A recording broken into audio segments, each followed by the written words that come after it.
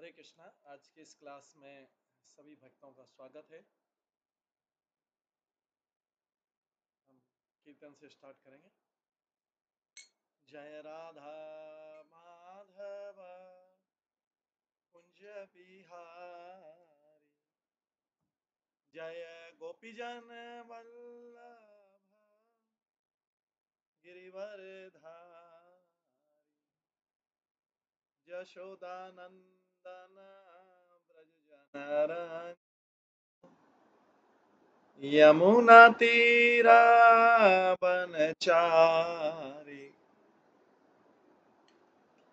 जय राधा माधव कुंज बिहारी। हरे कृष्णा कृष्णा कृष्णा हरे हरे, हरे राम राम राम हरे हरे,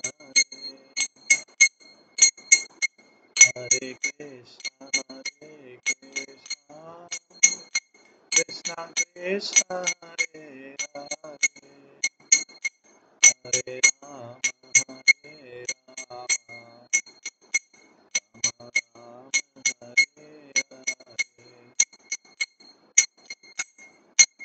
हरे कृष्णा कृष्णा कृष्णा हरे हरे, हरे राम राम राम हरे हरे, हरे कृष्णा कृष्णा कृष्णा हरे हरे, हरे राम राम राम हरे हरे। जय राधा गोविंद राधा गोविंद राधे, जय राधा माधव राधा माधव राधे, जय गौरानिताय जय गौरानिताय गौरानिताय जय गौरानिताय, जय जय प्रभुपाद प्रभुपाद प्रभुपाद, जय जय प्रभुपाद, निताय गौर हरि बोल हरि बोल हरि बोल, निताय गौर हरि। श्री श्री राधा गोविंद देव की जय, श्री जगन्नाथ बलदेव सुभद्रा महारानी की जय, श्री गौर निताय की जय, श्री प्रभुपाद की जय, सभी भक्तगणों की जय। हरे कृष्णा। आज की इस गर्ग संहिता क्लास में सभी भक्तों का स्वागत है। कल हम श्रवण कर रहे थे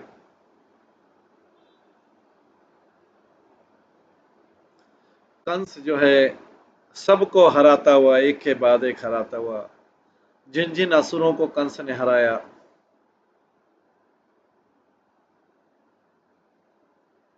वो सब उसके सर्वेंट बने, क्योंकि शर्त थी कि जो हार जाएगा वो दूसरे का सर्वेंट बनेगा। कंस एक के बाद एक गया। कंस जो है कल हमने सुना था प्रलंबासुर के पास गया, उसके बाद संबरा के पास गया, उसको हराया, फिर जीता। व्योमासुर को हराया, उसको अपना स्वामी बनाया। बाणासुर को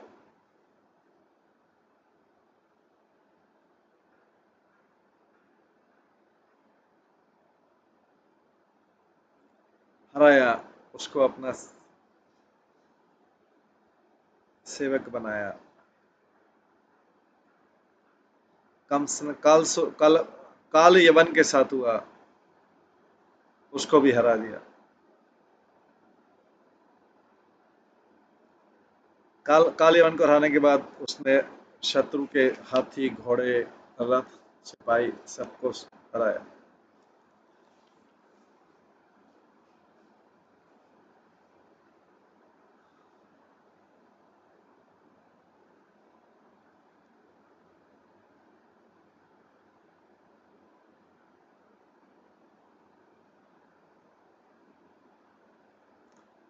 उसके बाद जो असुर लोग थे काली, उनके साथ वो सब भागने लगे। कंस ने उनको भागने दिया, उनको उनके ऊपर आक्रमण नहीं किया। अपने पैरों को, घुटनों को और जंघा को,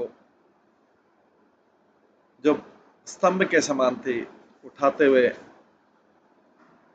उसकी जो पतली कमर थी,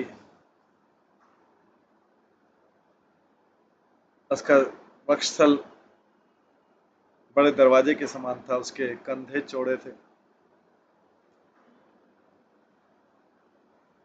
उसकी भुजाएं विशाल थी, उसकी आंखें खिलते हुए कमल के समान थी, उसके बाल लंबे थे, उसका जो वस्त्र थे वो काले थे। ये सब जो है हम गर्ग संहिता के 7वें अध्याय में पढ़ रहे हैं, किस प्रकार से कंस जो है सबको जीतता जा रहा है। उसका स्वरूप का भी वर्णन, उसका रूप का वर्णन किया गया। वो मुकुट पहना हुआ था, इयररिंग्स, नेकलेस पहना हुआ था और कमल की पुष्प की माला पहने हुआ था। वो उस सूर्य के समान था, प्रलय के सूर्य के समान था। उसके हाथ में तलवार थी,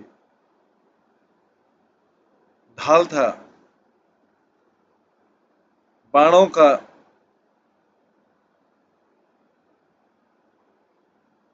तरकश था, गदा था, और ऐसा सबको जीतते हुए अमरावती की तरफ गया। इंद्र की जो राजधानी है अमरावती की तरफ गया कंस, देवताओं को जीतने के लिए। उसके साथ वो सब लोग थे जिनको उसने हराया था, चाणूर, मुष्टिक, अरिष्टासुर, सल, तोशल, केशी, पलम, बक, दिविद, तृणावत, अघ, कूट, नरकासुर, बानासुर, संबरा, व्योम, धेनुका और वत्सासुर। कंस ने इनको सबको साथ में ले जाके अमरावती की सिटी को जीत लिया।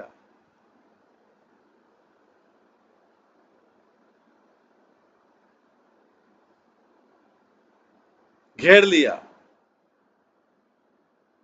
इंद्र जो देवताओं का राजा था, उसने देखा कि कंस जो आया हुआ सारे असुरों के साथ में, इंद्र क्रोधित हो गया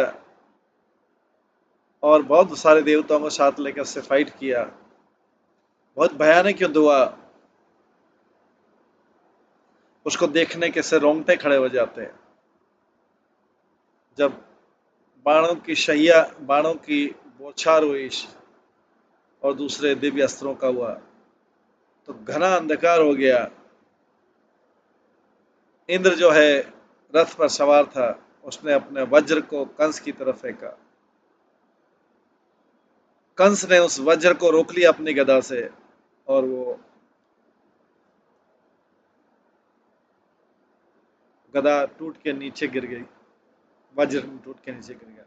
उसके बाद इंद्र ने तलवार उठाई और कंस के सिर की तरफ मारा। बहुत ध्वनि हुई, बट कंस को उसका कोई प्रभाव नहीं हुआ। जैसे एलिफेंट के ऊपर फूलों की माला से मारा जाए। उसने फिर बहुत बड़ा गदा उठाया, अष्ट धातु का बना था, 1,00,000 भार का बना होता, उसने इंद्र की तरफ फेंका।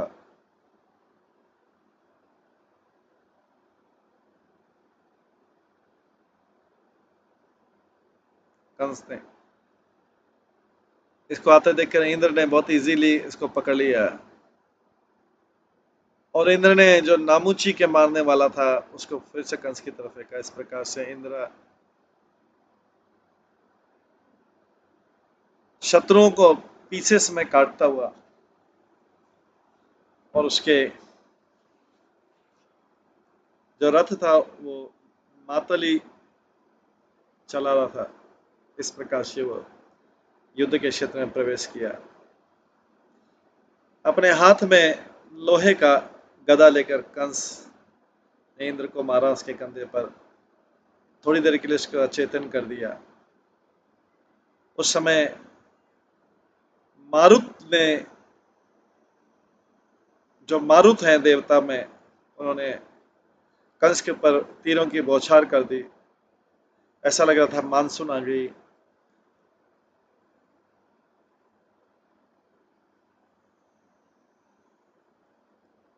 बहुत सारे ऊंची ध्वनि करके, बहुत सारे धनुषों को करके, अपनी 1000 भुजाओं से बाणासुर ने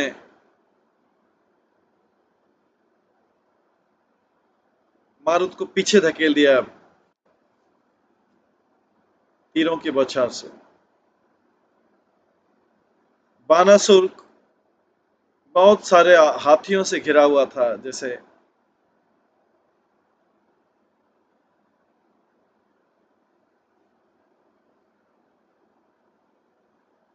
हाथी लोग पर्वत को घेरते हैं।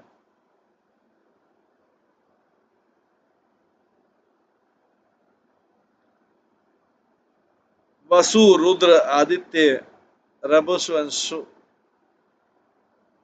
सुरस ने उन्होंने असुरों को, इन सब देवताओं ने असुरों को बहुत बड़े बड़े शस्त्रों से मारा,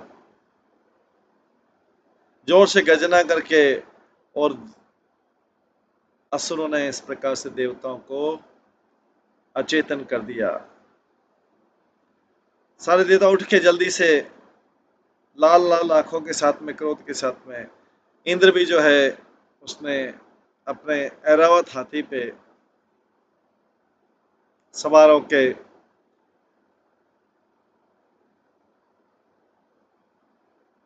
उत्तेजित हो गया।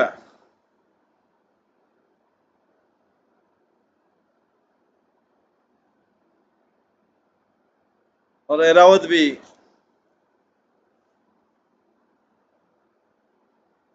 जो क्रोध में था, शत्रुओं को कुचलते हुए,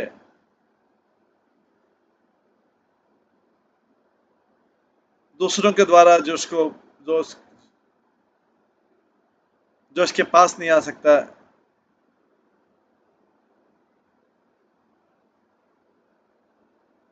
अपनी सूंड को इधर उधर घुमाता हुआ ऐरावत हाथी भी, जो सजा हुआ था,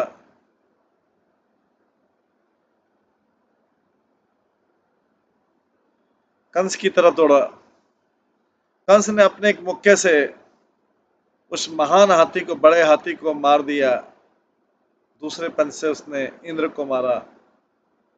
इस प्रकार इंद्र भी नीचे गिर गया और हाथी भी घायल हो गया और घुटनों के बल टिक गया। फिर से वो हाथी खड़ा होकर उसने कंस के ऊपर मारा अपने दांतों से,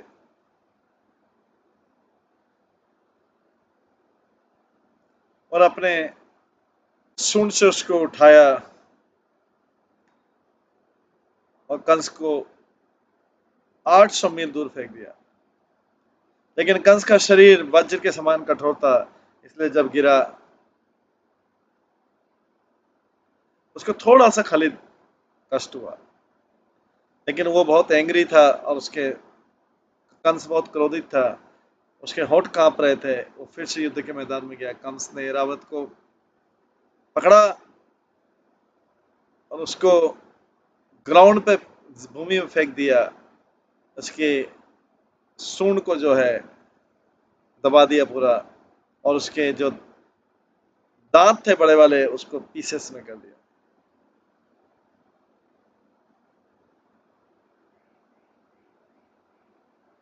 और बहुत सारे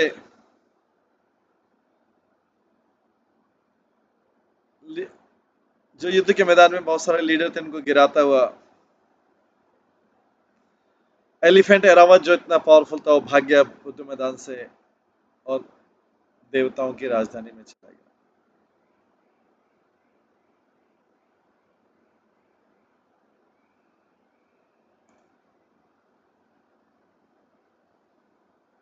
विष्णु के धनुष का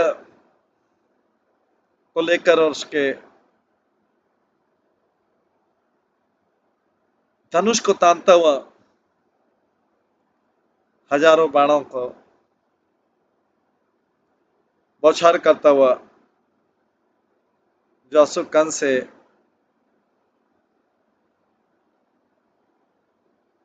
उसने उसने देवताओं को भगा दिया। जिससे कंस आक्रमण करता रहा, उनको मारता रहा। देवता लोग सारी दिशाओं में भागने लगे।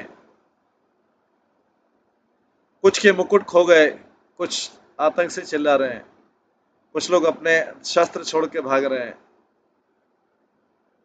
और कई लोग शरण ले रहे हैं, हाथ जोड़ के शरण ले रहे हैं।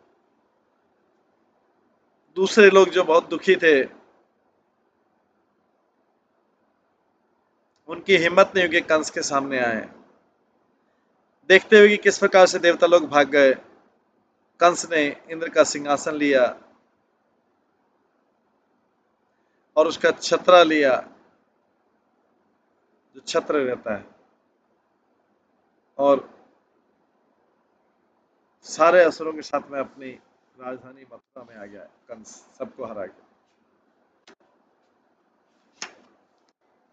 इस प्रकार से ये मथुरा की स्थिति का वर्णन किया गया है। अब 8वां अध्याय, जिसमें राधा रानी का जन्म का वर्णन आता है। गर्ग मुनि बोलते हैं, शौनक जब बहुलाश, जो मिथिला का किंग था, जो भगवान हरि के प्रति श्रद्धा और विश्वास से भरा हुआ था, और जो बुद्धिमानों में श्रेष्ठ था, उसने सुना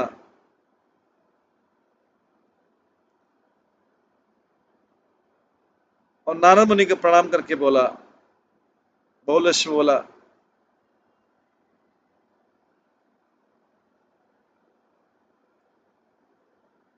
आप मुझे, बहुलश नारद मुनि से बोलता है,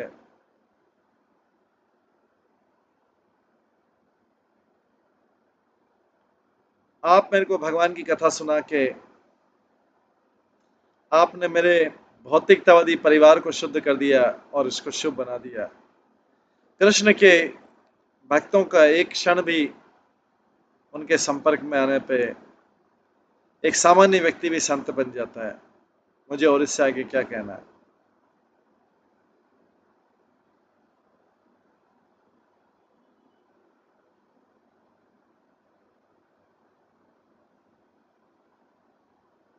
नारद मुनि कहते हैं,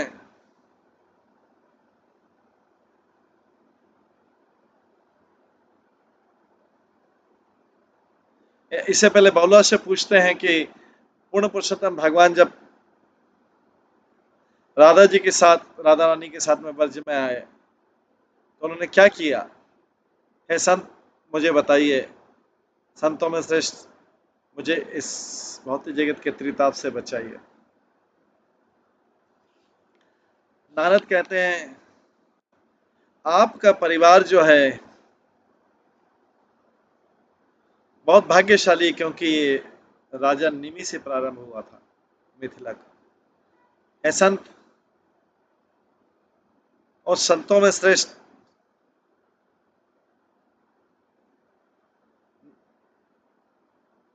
ये बहुला से बोलता है। तब नारद मुनि ये बोलते हैं कि आपका परिवार तो निमि वंश से आया है, जो भगवान कृष्ण का बहुत बड़े भक्त थे।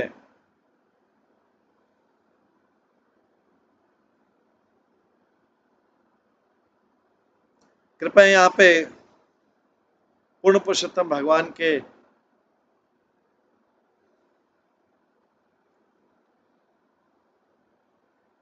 शुद्ध करने वाले लीलाओं को श्रवण कीजिए। भगवान केवल कंस को ही मारने नहीं आए, वो भक्तों की रक्षा करने भी आए।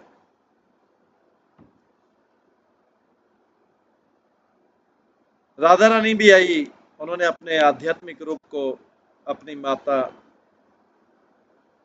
कीर्तिदा, जो वृषभानु की पत्नी थी, उसमें स्वीकार किया। उनकी उत्पत्ति और वो अवतरित हुई बहुत बड़े महल में,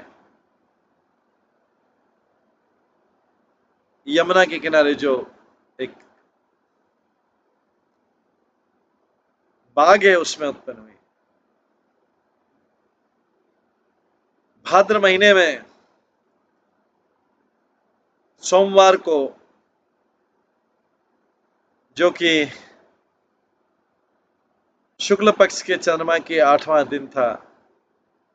दिन के समय जब आकाश बादलों से था, कवर था, राधा रानी के अवतरण को मनाने के लिए देवताओं ने फूलों से बारिश की, उन फूलों से जो नंदन गार्डन में उत्पन्न होते हैं। राधा के अवतरण से जो नदियां हैं वो शुद्ध हो गई, स्वच्छ हो गई।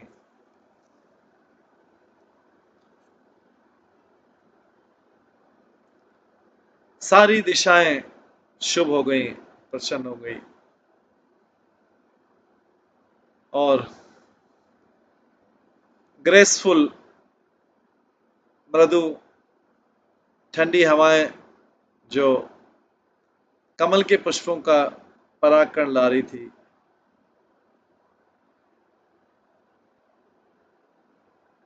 वो आसपास फैल गई। राधा रानी की माता जो उन्होंने अपने पुत्री की तरफ देखते हुए, दृष्टिपात करते हुए, जो कि हजारों चंद्रमाओं से भी सुंदर लग रही थी, बहुत प्रसन्न हुई।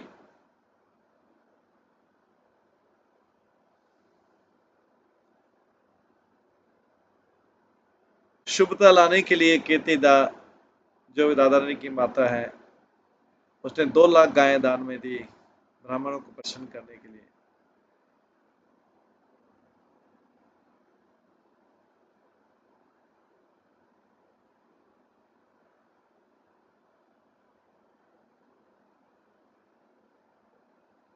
राधा रानी को एक रत्न जड़ित झूले पे रखा था,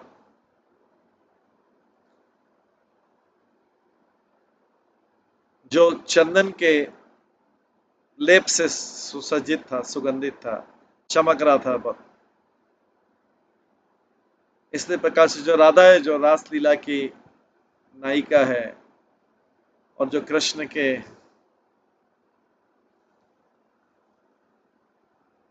माला में, हार में रत्न है, कृष्ण वृष भानु के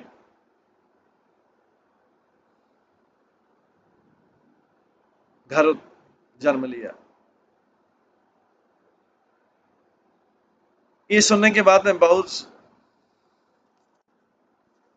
ये सुनने के पश्चात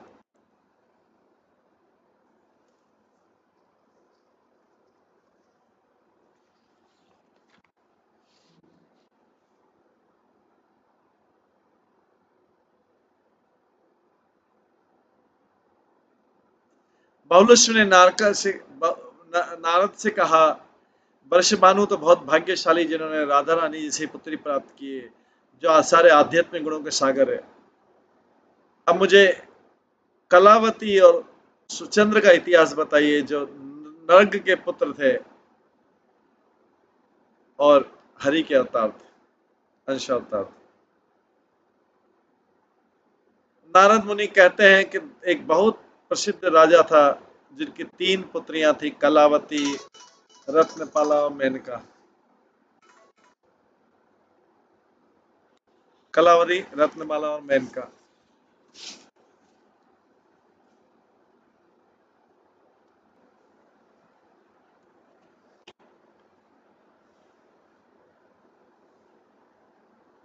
तो नारद मुनि कहते हैं कि एक बहुत प्रसिद्ध राजा था, जिसकी 3 पुत्रियां थी, कलावती, रत्नमाला और मेनका। उसमें से कलावती जो है वो भगवान का अवतार थी। कलावती भगवान का अवतार थी, बहुत बुद्धिमान थी, और सुचंद्र के साथ विवाहित विवाहित हुई। रत्नमाला जो है विदेह के साथ हुई, और मेनका जो है हिमालय के राजा के साथ में। रत्नमाला से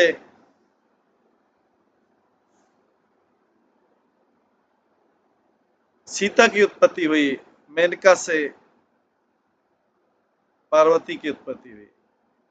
इनमें सब में बहुत वंडरफुल, अद्भुत क्वालिटी थी। सुचंद्र और कलावती ने बहुत कठिन तपस्या की, गोमती नदी के किनारे 12 साल तक,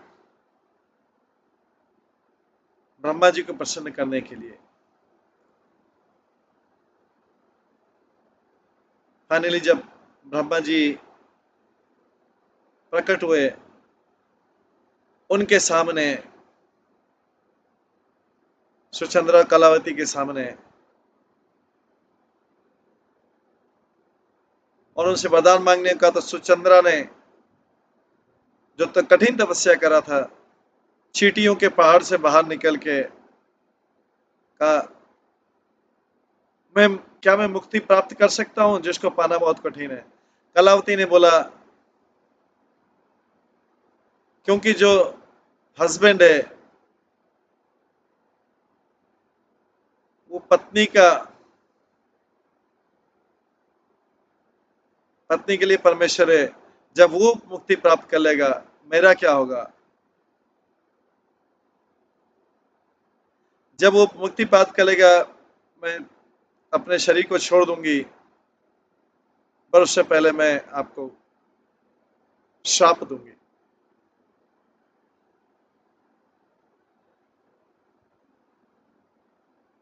इसको सुन के ब्रह्मा जी बोले, मैं अवश्य आपके श्राप से डरता हूं, लेकिन मेरा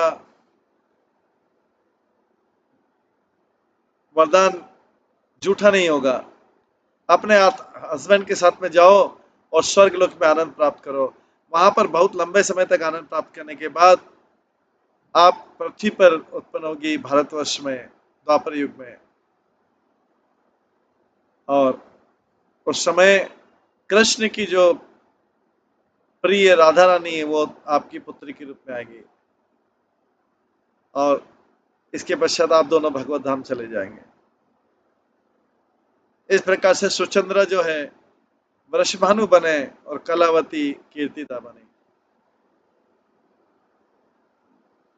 वृषभानु कामदेव से भी ज्यादा आकर्षक था और अपनी पूर्व जीवन को याद कर पा रहा था, बहुत बुद्धिमान था और नंद महाराज का मित्र था।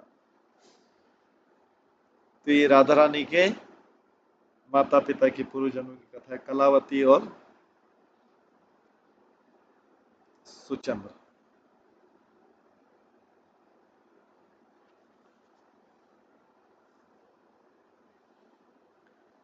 नवा अध्याय आता है, वासुदेव के विवाह का वर्णन आता है। नारद मुनि कहते हैं, एक दिन महान भक्त गर्ग मुनि, जो यदु वंश के मुख्य पुरोहित हैं, अपनी इच्छा से मथुरा गए और मथुरा के राजा का आलीशान ऐश्वर्यशाली महल देखा, जिसके दरवाजे सोने के थे, जो और डायमंड से सजा हुआ था, और जो भंवरों की ध्वनि से सुसज्जित था, और हाथी के कानों से सुसज्जित था, और जिसमें कई कुंज थे। वो महल बड़े बड़े शूरवीरों के द्वारा रक्षित था, जिनके हाथ में धनुष थे, तलवार थे, ढाल था, और दूसरे जो योद्धा थे रथों पे, हाथियों पर, घोड़ों पे सवार।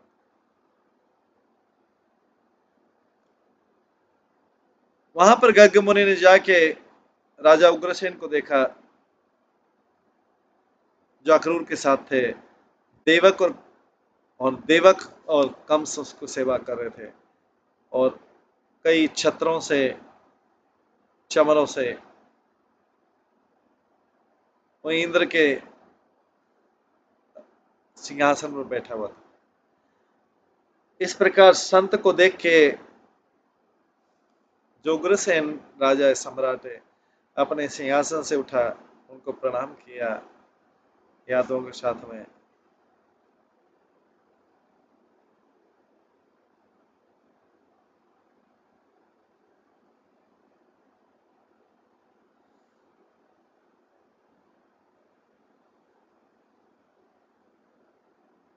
संत को सिंहासन में बिठाया, उनकी पूजा की, उनकी महिमा गाई, उनकी परिक्रमा की और उसके सामने झुके झुके गर्ग मुनि ने राजा को आशीर्वाद दिया और उसका कल्याण पूछा और उसके संगियों का।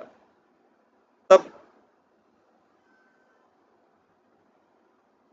उस गर्ग मुनि ने, जो संत थे, बुद्धिमान व्यक्ति, श्री देवक से, जो यादवों में श्रेष्ठ, उससे पूछा, उससे कहा, कई दिनों तक विचार करने के बाद अब मैंने डिसाइड किया कि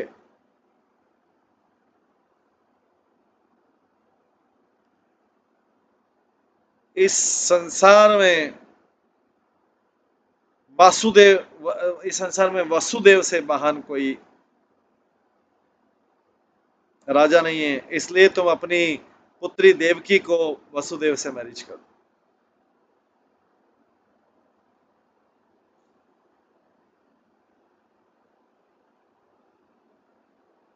संत को पान सुपारी देके उसने अपनी स्वीकृति व्यक्त करते हुए, देवक, जो सारे धार्मिक व्यक्तियों में श्रेष्ठ था, उसने आवश्यक शुभ कार्य किया और अपनी पुत्री को वसुदेव को दे दिया गर्भ होने की इच्छा से। जब मैरिज सेरेमनी ओवर था, हो गया, वसुदेव जो है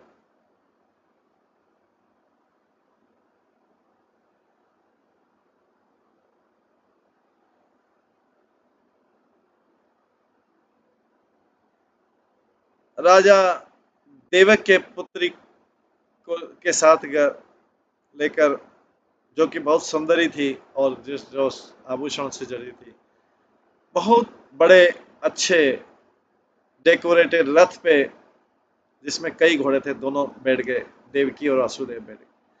देवकी देवक की पुत्री थी। अपनी बहन को प्रसन्न करने के लिए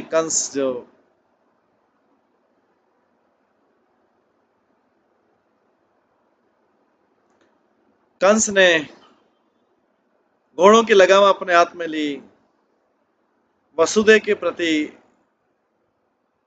स्नेह होके,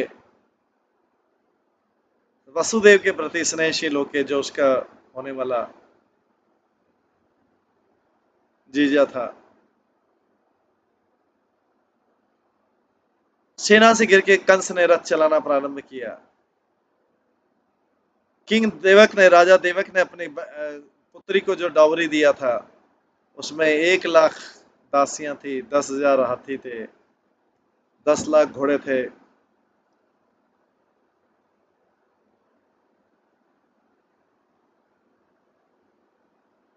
1 लाख रथ थे और 2 लाख गाय थी।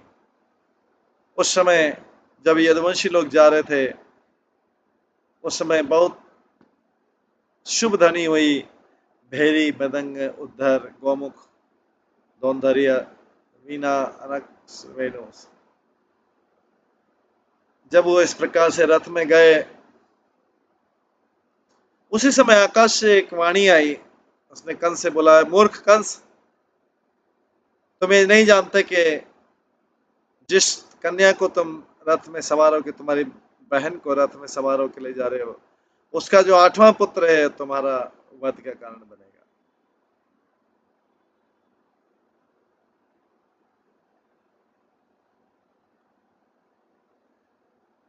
वो दुष्ट,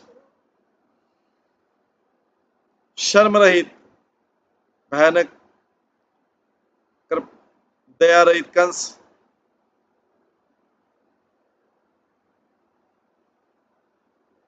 जिनके उस कंस के जो सारे शत्रु असुर थे और जिनके कार्य बहुत भयानक थे, उन्होंने उसी समय अपनी बहन को नीचे जमभूमि पर फेंक दिया, उसके बाल खींच लिए और हाथ में एक तलवार ले ली।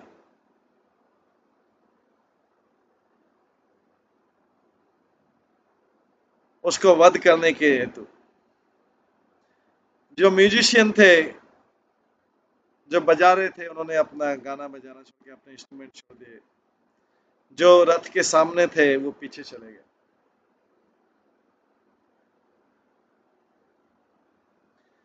जैसे सारे मुखमंडल सफेद पड़ गए, वसुदेव जो भक्तों में श्रेष्ठ था उसने कंस से बोला।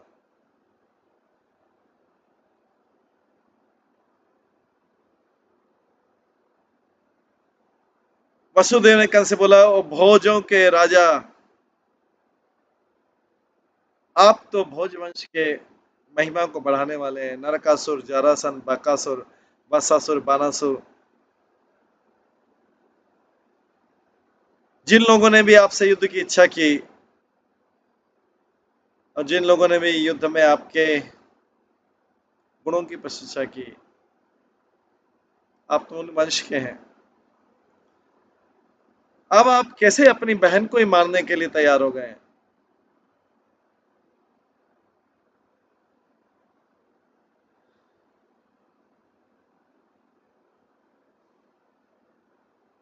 राज्य के वीरता के नियम के, क्षत्रिय की वीरता के नियम के अनुसार आप उतना से भी नहीं लड़ सकते जिसने आपसे लड़ने की इच्छा की थी और आपको शांत किया था।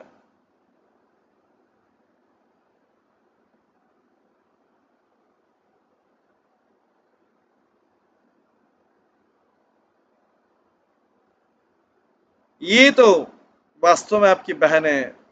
आप इस प्रकार से ऐसा क्यों व्यवहार करें? इसके बाल खींच के नीचे क्यों गिरा दिया? ये तो आपकी सिस्टर है, रियल सिस्टर है। इस प्रकार से आप क्यों कर रहे हैं? इनकी विवाह की पहली दिन है। अपनी छोटी बहन के प्रति आपको काइंड रहना चाहिए। वो मथुरा के राजा,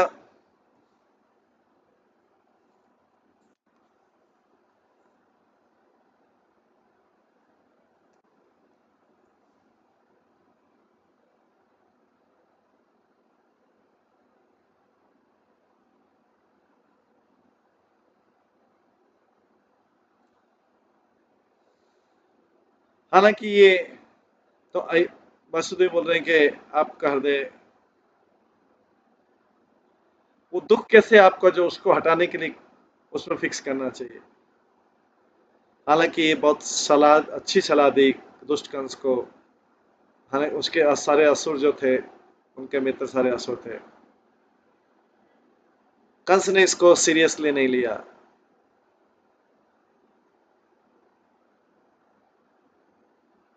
तब हरी इच्छा सोच के वसुदेव,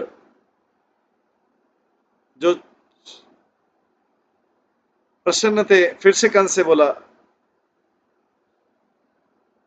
बोला, ओ लॉर्ड, तुमको इस कन्या से डरने की जरूरत नहीं है। आकाशवाणी ने बोला है कि मैं आपको इतने पुत्र दूंगा और 8वां पुत्र दूंगा जिससे आपको भयभीत रहना चाहिए, तो इसलिए जड़ो मत।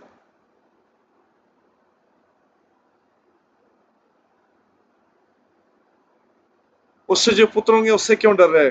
8वां पुत्र ही तो आएगा ना।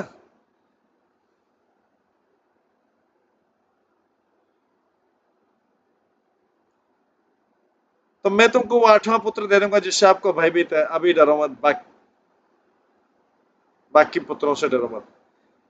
वासुदेव के इस वचन के साथ सहमत होकर कंस ने उसकी प्रशंसा की और घर चला गया।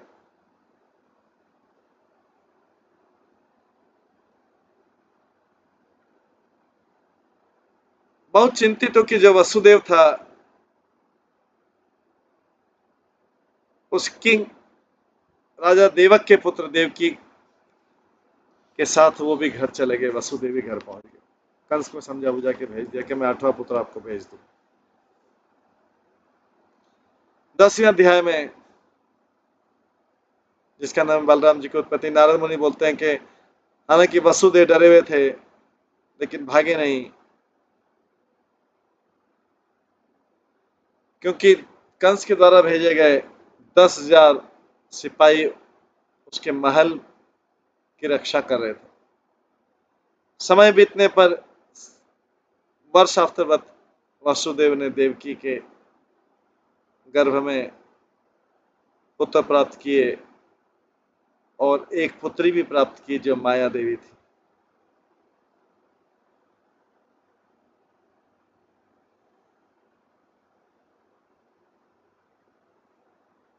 वसुदेव जानते थे कि जीवन का लक्ष्य क्या है। वो कंस की सभा में गए और उसने अपना पहला पुत्र उसको कर दिया, जिसका नाम था कीर्तिमान। वसुदेव ने इस प्रकार से अपना प्रॉमिस रख के कंस के हृदय को नरम किया दया के साथ।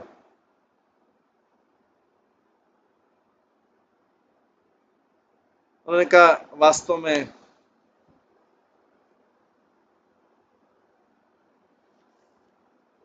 संत को क्या कष्ट नहीं सहन करना पड़ेगा।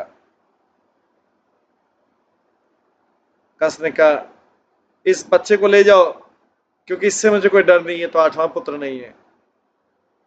मैं जरूर आपके इसमें कोई शक नहीं कि मैं आपका आठवां पुत्र मारूंगा। इस प्रकार छोड़ के वसुदेव घर चला गया अपने पुत्र के साथ में। लेकिन उसको पता नहीं था वासुदेव को कि असुरों के ऊपर कभी विश्वास नहीं किया जा सकता। नारद मुनि आगे कहते हैं, उसके बाद मैं कंस के पास गया स्वर्ग से उतर के। कंस ने मुझे प्रणाम किया, मेरी पूजा की और मैं से देवताओं का प्लान पूछा। मैंने बोला, और राजा कंस को बोला नारद मुनि ने, राजा वसु उत्पन्न हो गए हैं और नंद महाराज उनके लीडर हैं। सुर उत्पन्न हो गए हैं, प्रकट हो गए हैं, वरिष्ठ भानु उनके लीडर है।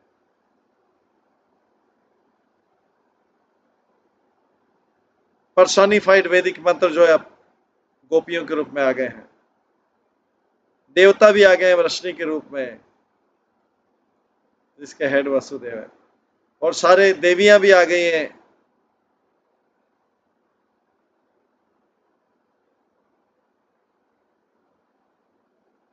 उनके पुत्र के रूप में, जिसके हेड देवकी।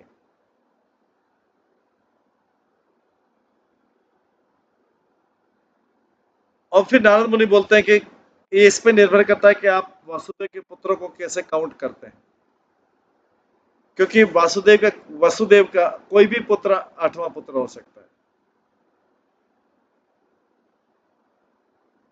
और उनमें से कोई भी जो है आपको मार सकता है। यही देवताओं की चालाकी, यही देवताओं की चालाकी। इसके बाद नारद मुनि बोले कि मैंने जब मैं कंस के दरबार से गया, कंस तो बहुत क्रोधित से हो गए और ये देवताओं का ये प्लान कहा कि असुरों को इस तरह से मारा जाए। उसने अपने हृदय में ये डिसाइड किया कि सारे यादवों को मार दिया जाए। उसने वसुदेव और देवकी को चैन से बांध दिया और देवकी के पहले पुत्र को पत्थर पे मार दिया। अपने पहले जन्म को याद करते हुए असुर के कारण और भगवान विष्णु के भय के कारण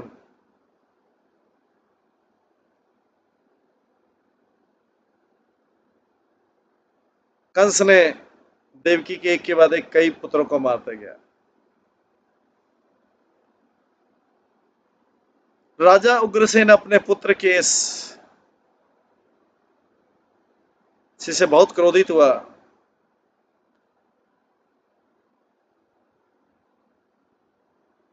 वो यदुवंशियों का राजा था। उसने कंस को रोकने का प्रयास किया और वसुदेव को रक्षा करने का अपने सिपाही को देख के। उग्रसेन के सैनिकों को देखकर कंस के सैनिक उठे उनके विरुद्ध और एक बड़ा युद्ध हुआ। सभा के बीच में ही 10,000 लोग मारे गए। कंस ने तब अपना गदा उठाया और अपने फादर के पिता के सारे सिपाहियों को मार डाला। उनके मस्तक, उनके टांगे, उनके मुखमंडल, कंधे और सब हाथ बुझ गए।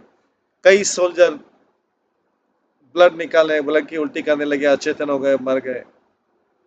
असेंबली हॉल जो था, जो कंस का उग्रसेन का दरबार था, वो ब्लड से लाल हो गया।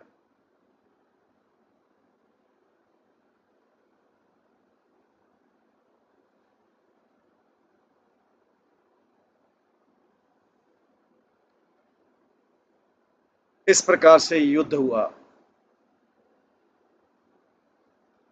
अब इस युद्ध के आगे क्या परिणाम होता है,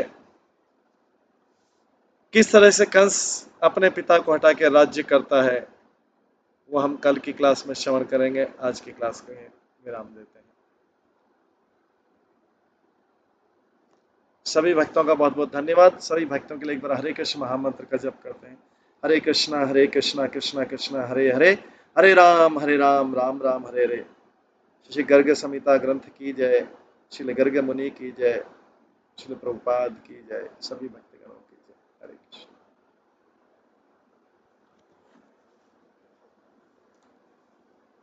हरे कृष्णा कृष्णा कृष्णा हरे हरे, हरे राम राम